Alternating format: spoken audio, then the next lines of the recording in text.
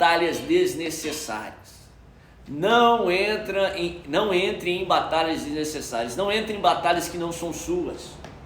Presta bem atenção. O propósito de Deus para Davi ali naquele campo de batalha, no Vale de Elá, era que ele enfrentasse Golias. Era que ele vencesse Golias. Uma batalha grande, uma batalha enorme, uma batalha que seria um milagre que ele vencesse. O propósito de Deus para Davi não era que ele enfrentasse Eliabe, não era que ele enfrentasse o rei Saul, não era que ele participasse de nenhuma batalha. Então todas as outras batalhas eram desnecessárias. Davi, o irmão mais velho, Eliabe, o irmão mais velho de Davi, ele tenta chamar Davi para um confronto ali verbal, para uma batalha desnecessária. Não entre em batalhas desnecessárias. As batalhas desnecessárias vêm para desviar o seu foco, para impedir você de enfrentar a batalha que realmente importa para você. Imagine só se Davi começasse a discutir com Eliabe, com seu irmão, poxa vida.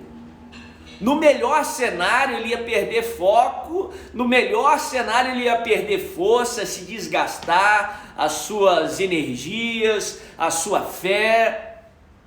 No melhor cenário ele ia para a batalha com Golias enfraquecido. Agora no pior cenário ele perderia Golias. Não entre em batalhas desnecessárias. Batalhas desnecessárias são aquelas picuinhas causadas por ciúme. Aquela velha dita, né? É melhor ter razão do que qualquer outra coisa. Em vez de ficar tentando brigar com seus familiares, em vez de tentar ficar tentando ter razão ou ganhar o argumento, não, para de entrar em batalhas desnecessárias. A Bíblia fala que quando Eliabe começa a acusar, quando começa a falar besteira para Davi, ele simplesmente ignora. Ame Eliabe, ame quem está perto de você, mas não entre em batalhas desnecessárias. Tem aquele ditado, é melhor ser feliz do que ter a razão. Muitas vezes é melhor você ignorar, em vez de ficar tentando provar um ponto, ou perder força com Eliabe. Ignora aí as ofensas de Eliabe e parte para Golias. O teu propósito está em vencer Golias. Não perca tempo com batalhas desnecessárias. Interessante que é um irmão, um membro da família de Davi. Eu costumo falar que raiva não é o oposto do amor. Tem muita gente que pensa que sentir raiva de alguém é porque você não ama aquela pessoa. Que raiva seria o oposto do amor, mas não é isso. O oposto do amor não é a raiva, o oposto do amor é a indiferença. Quando você não importa com alguém, aquela pessoa não tem poder de lhe causar raiva, não tem poder de mexer com as suas emoções. Agora, por mais interessante que isso possa ser, as pessoas que mais você ama são as que mais têm poder em mexer com as suas emoções. As pessoas que mais você ama são as que mais podem lhe causar raiva. Eu creio que se você é casado, você já percebeu isso. As pessoas que mais você ama são aquelas que mais podem aí pressionar os seus botões de raiva. Quem é pai sabe disso. Muitas vezes você sente raiva aí do comportamento dos seus filhos, mas você os ama de paixão. Raiva não é o oposto do amor. A Bíblia fala que muitas vezes Deus ele fica com raiva, ele tem emoções, mas ele nos ama com amor incondicional. Muitas vezes o inimigo vai usar isso para lhe causar raiva, para lhe fazer aí perder as estribeiras, para fazer com que você perca o foco de Golias. A sua batalha não é contra Eliabe, a sua batalha não é desnecessária, a sua batalha é contra Golias. Não perca tempo com batalhas desnecessárias. Para de tentar ganhar a aprovação de todo mundo. Deus nunca vai permitir que você tenha a aprovação de todos, meu irmão. Sabe por quê? Isso aí é para cuidar aí do seu eu, cuidar do seu ego. Porque se você tivesse a aprovação de todos, você acharia que você seria a última Coca-Cola do deserto, o bambambam das galáxias. Não, graças a Deus, porque nem todos vão nos aprovar. Isso vai manter a gente em xeque, isso vai saber que nós não somos nada além do que nós mesmos. Interessante que Paulo, ali no final da carta aos 2 Coríntios, ele fala sobre um espinho na carne que foi lhe colocado. Ele diz assim, por causa da grandeza das revelações que me foram dadas, foi-me colocado um espinho na carne, um mensageiro de Satanás, a fim de me esbofetear. Por 3 vezes eu roguei ao Pai que me tirasse esse espinho, mas ele me respondeu, a minha graça te basta, porque o meu poder é aperfeiçoado na sua fraqueza. Muito se conjectura o que seria esse espinho na carne. Alguns falam que seria uma enfermidade, alguns falam que seria um constrangimento, um sentimento de condenação e acusação que Paulo sentia por ter perseguido os cristãos. Mas tem uma corrente de estudiosos que falam que aquele espinho na carne seria uma resistência de pessoas contra a autoridade de Paulo. Você vê nos 4 últimos livros da Epístola de Corinto que Paulo faz uma defesa do seu ministério. Ou seja, aquele espinho na carne seriam pessoas que resistiam Paulo, pessoas que insistiam aí em colocar Paulo ou fazer com que Paulo entrasse em batalhas desnecessárias. A expressão espinho na carne, alguns estudiosos falam que seria uma expressão equivalente nos dias de hoje a uma pedra no sapato. Imagina, você conhece algumas pessoas que você sente que elas são uma pedra aí no seu caminho, uma pedra no seu sapato. A Bíblia fala, se esses estudiosos estão certos, que Paulo clama ao Senhor, ele pede assim, Senhor, se possível, tira esse espinho da carne. Se possível, remove essa pedra do meu sapato. E olha a resposta de Deus. Negativo. A minha graça te basta. Eu não vou remover o espinho, mas eu vou te dar graça. Eu vou te dar graça. A minha graça te basta. E o meu poder é aperfeiçoado na sua fraqueza. Deus não vai remover Eliabe, mas Deus vai te dar graça para amar Eliabe. Deus vai te dar graça para relacionar com Eliabe. E Deus vai te dar graça para não se distrair com Eliabe e partir para Golias, a batalha que Deus tem para você. Para de tentar ganhar a aprovação de todo mundo. Eu vi sobre uma pesquisa muito interessante falando sobre amizade e relacionamento. E tem algumas estatísticas que para mim são respaldadas com a palavra de Deus. Diz que todas as pessoas, em todas as pessoas que você conhece e se relacionam, 25% delas, ou seja, 1/4 das pessoas que você conhece, te amam incondicionalmente. Vão gostar de você, não importa o que você faça. São seus pais, são seus amigos mais chegados que irmãos, enfim, são aqueles que te amam incondicionalmente. Outros 25% vão gostar de você, mas podem ser persuadidas a não gostar, seja por algo que você faz ou por algo que outras pessoas dizem. 1/4 das pessoas que você se relacionar, 25% gostam de você, mas podem ser convencidas a deixar de gostar. Outros 25%, o terceiro quarto aí, os outros 25%, não gostam de você, mas podem ser convencidas a gostar. Podem ser persuadidas a gostarem de você por algo que você faz ou por algo que outras pessoas dizem a elas. Agora os últimos 25%, o último 1/4 de pessoas que você se relaciona, não gostam de você e não tem nada que você faça que possa levá-los a gostar. São aqueles que não gostam incondicionalmente. Ou seja, você vai sempre se deparar com pessoas que não vão gostar de você e não tem nada que você faça para que elas possam começar a gostar. Para de tentar ganhar a aprovação de todos. Isso é uma libertação. A Bíblia fala, Jesus nos ensina que algumas cidades, algumas pessoas você vai chegar para compartilhar a palavra de Deus ou para se relacionar e elas não vão te receber. Jesus fala, quando você chegar numa cidade, saúda ou abençoe-os com a paz do Senhor. Mas se eles não receber, Jesus ainda fala, a paz de Deus vai cair sobre você, a paz de Deus vai vir sobre você. Ame todos. E Jesus ainda fala, quando você sair da cidade, que não te recebeu, sacode a poeira do seu pé e segue em frente. Sacode a poeira daquela cidade e segue em frente.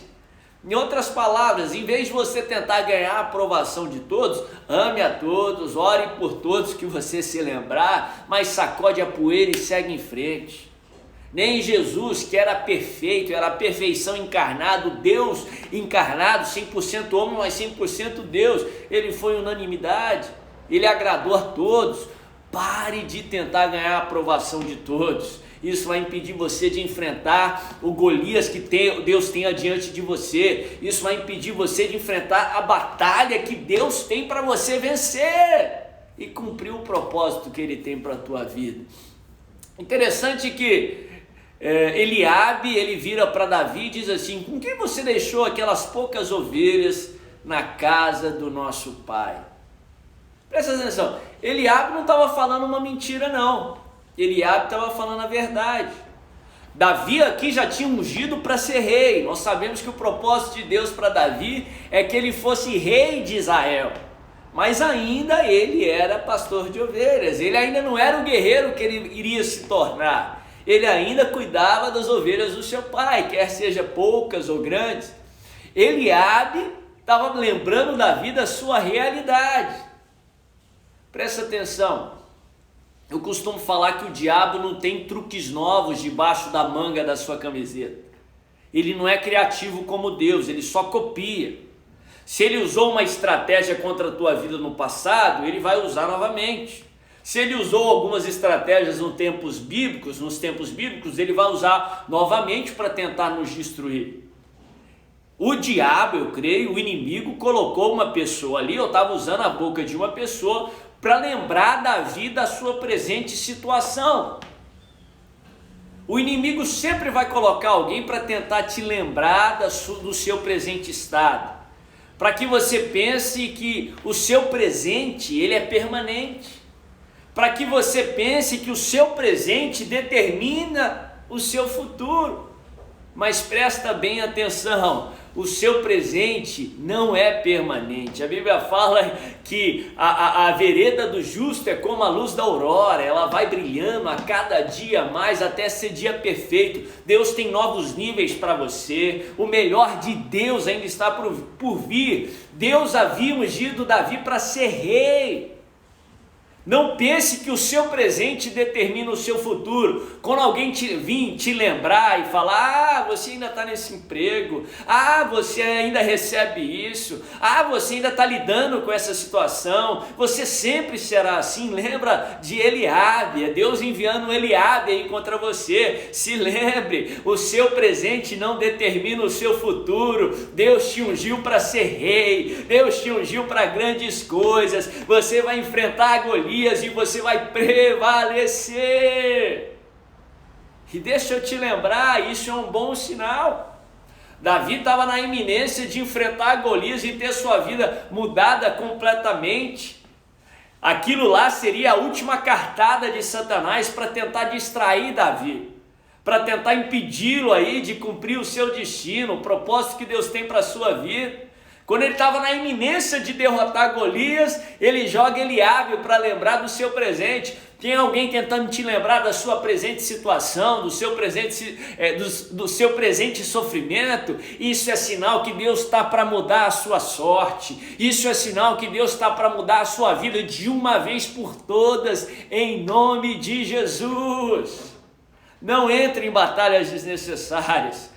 A lição de Davi é muito importante para cada um de nós. Quando Eliabe começa a insultar ele só ignora e segue em frente. Ignore as ofensas de Eliabe e parte para Golias. Deus tem vitórias para você, Deus tem novos níveis para você, em nome de Jesus. Segunda lição que eu gostaria de compartilhar hoje, que eu creio que Deus vai te edificar, vai te abençoar em nome de Jesus. Eu falei isso ontem. Compartilhe aí nos seus stories, compartilhe aí para os seus amigos um pouco da live de hoje, que teve a live hoje, que terá uma amanhã, que eu creio que você vai abençoar outras pessoas também. Quando nós somos abençoados, a bênção não deve ficar só para nós. Deus nos abençoa também para que nós sejamos uma bênção. Escreve uma frase, escreve um comentário, que eu creio que você não só vai estar sendo edificado, mas você vai estar abençoando uma pessoa que receber em nome de Jesus. Segunda lição antes de eu encerrar. Seja excelente aonde Deus te colocou. Seja excelente aonde Deus te colocar. A Bíblia fala que Deus ungiu Davi para ser rei. Eu estou em 1 Samuel 17, a unção de Davi foi no capítulo 16, quando o profeta vai lá para ungir Davi como o próximo rei de Israel. Mas depois da unção, Davi não se torna automaticamente rei, ele volta para a sua vida, ele volta a ser pastor de ovelhas, ele volta a exercer o ofício que ele exercia antes. Eu falei, se eu não me engano, na segunda ou na terça-feira, muitas vezes o milagre de Deus não é um evento, o milagre de Deus não é um acontecimento, é um processo. Muitas vezes Deus faz um milagre através de um processo. Davi tinha um processo, uma caminhada para percorrer. Interessante que a Bíblia, antes da batalha de Golias, antes do duelo contra Golias, só mostra duas atitudes ou duas ações, dois ofícios que Davi exercia. A Bíblia fala que antes de enfrentar Golias e ser introduzido ali como um guerreiro em Israel e se tornar um guerreiro em Israel, a Bíblia fala que Davi cuidava das ovelhas do seu pai e Davi tocava a harpa, ele era um instrumentista. A Bíblia não fala se Davi gostava de cuidar das ovelhas do seu pai. A Bíblia fala que Eliabe o desprezou por causa disso. Davi recebeu desprezo por causa disso. A Bíblia não fala se Davi gostava de harpa. Talvez eu consideraria que pelo menos da harpa ele gostava, porque ele continua fazendo isso depois que ele se torna rei. Mas a Bíblia nos ensina que o propósito de Deus para Davi não era que ele fosse um pastor de ovelhas a vida toda, não era que ele tocasse ou fosse um instrumentista a vida toda. O propósito de Deus para a sua vida é que ele fosse rei de Israel. E de fato se tornou o maior rei da história de Israel até hoje, até a vinda de Cristo Jesus, uma figura de Cristo Jesus que viria. A Bíblia não fala se Davi gostava disso ou não, mas a Bíblia é enfática, ela mostra claramente que Davi era excelente no que ele fazia. Davi era um excelente pastor de ovelhas, a tal ponto de arriscar a própria vida para defender as ovelhas do seu pai, enfrentando o leão, enfrentando o urso e prevalecendo. E Davi era um excelente tocador de harpa. Foi por causa que ele tocava a harpa muito bem que no capítulo anterior Saul manda o chamar para que ele tocasse a harpa diante de Saul e o espírito maligno que estava atormentando Saul fugisse, saísse de perto dele. As pessoas comentavam como que Davi tocava a harpa com excelência, de tal modo que chegou isso no ouvido de Saul. Eu não sei se a função que você exerce hoje é a função dos seus sonhos. Eu não sei se o trabalho que você está hoje é o trabalho dos seus sonhos. Eu não sei se a empresa, a sua empresa está aí no patamar que você gostaria que ela estivesse. Mas apesar disso, aprenda essa lição aqui com Davi. Seja excelente aonde Deus te colocou. Faça o seu melhor. Ser excelente não é perfeição, não é fazer o perfeito. Não é ser perfeccionista, não. Depois eu ensino um pouco aqui contra o perfeccionismo. Deus não exige perfeição, Deus exige o melhor que você pode fazer. Dá o seu melhor aonde Deus te colocou, faça o seu melhor aonde Deus te colocou, porque Deus vai te recompensar em nome de Jesus. Paulo coloca muito bem no livro de Colossenses, no capítulo 3, ele diz assim: tudo o que você fizer, faça de todo o teu coração, como para agradar o Senhor, como que ao Senhor e não para homens. E ele conclui o raciocínio dizendo assim: porque a tua recompensa vem do Senhor. Ser excelente é fazer tudo como se você estivesse fazendo para Deus. Seja lavar um chão, seja uma grande transação econômica, tudo que você fizer, no emprego que Deus te colocou, no lugar onde você está, seja excelente, faça o seu melhor, se capacite para melhorar, faça o seu melhor ali em nome de Jesus, até para um patrão que não gosta de você, faça o seu melhor, sabe por quê? A sua recompensa não vem de patrão, a sua recompensa não vem de homem, a sua recompensa vem de Deus, é Deus que vai te recompensar, é Deus que vai fazer multiplicar o que você tem. Faça o seu melhor onde Deus te colocou, que Ele vai te fazer crescer em níveis, Ele vai te levar em lugares que Ele tem para a sua vida em nome de Jesus. Seja excelente, faça o seu melhor, porque a tua recompensa vem de Deus. Eu vou encerrar hoje com uma oração, espero que tenha te edificado a palavra de hoje. Essas duas lições eu quero lembrar: não entre em batalhas desnecessárias e faça o melhor aonde Deus te colocou. Amanhã nós vamos para o último estudo, para as últimas lições sobre o duelo entre Davi e Golias, e eu creio que Deus vai te edificar muito a partir das 7 da manhã, das 7 às 7h30, em nome de Jesus. Deixa eu te abençoar, não se esqueça de compartilhar a live aí, daqui a pouco eu vou colocar os melhores momentos da live de hoje, alguns pontos principais, você vai ter a oportunidade também de compartilhar novamente, mas não deixa aí de mandar para um, mandar para outro e abençoar as pessoas que receberam de Deus nessa live. Que Deus te abençoe, deixa eu abençoar a tua vida. Pai querido, eu coloco cada irmão, cada irmã que concordam conosco nessa oração agora, Pai, nessa manhã. Eu ministro a bênção do Senhor, eu ministro a fé, a esperança, a força que vem de Deus, a graça, Pai, para enfrentar e para prevalecer. Reveste de sabedoria a minha irmã e o meu irmão, para que não entrem em batalhas desnecessárias. Fortaleça a fé, Senhor, para que eles possam ser excelentes aonde o Senhor o colocou, e traz a recompensa que o Senhor prometeu, em nome de Jesus. Amém. Que Deus abençoe a sua quinta-feira, em nome de Jesus.